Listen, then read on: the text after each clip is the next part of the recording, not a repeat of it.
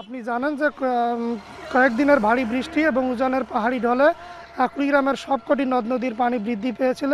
এখন কিন্তু বন্যা পরিস্থিতির কিছুটা উন্নতি হয়েছে, পানি কমতে শুরু করেছে এবং এই পানি কমার সাথে সাথে কিন্তু বেড়েছে এখানকার বানভাসীদের দুর্ভোগ। বিশেষ করে রান্নাঘর এবং তাদের যে খড়কুটোগুলো ছিল সেগুলো ভিজে যাওয়ার কারণে কিন্তু তারা খাওয়া দাওয়া ঠিকমতো করতে পারছেন না।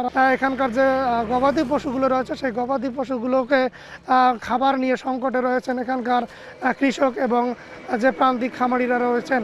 ৭,৩৫০ হেক্টর জমির ফসল কিন্তু বিভিন্ন ফসল পাট, আমনের বীজতলা থেকে শুরু করে অন্যান্য শাকসবজির ফসল তলিয়ে যাওয়ায় কিন্তু এখানকার ১,৮২৪ হেক্টর জমির ফসল কিন্তু পুরোপুরি নষ্ট হয়েছে এবং প্রায় ৩,০০০ পুকুর কিন্তু ডুবে যাওয়ার কারণে কিন্তু মাছ চাষিরাও কিন্তু ক্ষতির মুখে পড়েছেন। তো আমি যদি আপনাদেরকে আরেকটু জানাই যে এখানকার যে বন্যা কবলিত পরিবারগুলো রয়েছেন তারা কিন্তু অনেকটাই ত্রাণের সংকটে রয়েছেন এবং সুপেয় পানির সংকটে রয়েছেন, শুকনো খাবারের সংকটে রয়েছেন। তারা কিন্তু জানিয়েছেন যে যে ত্রাণগুলো দেওয়া হচ্ছে এগুলো কিন্তু অনেকটাই অপ্রতুল, অনেকেই কিন্তু ত্রাণ পাচ্ছেন না বলে জানিয়েছেন।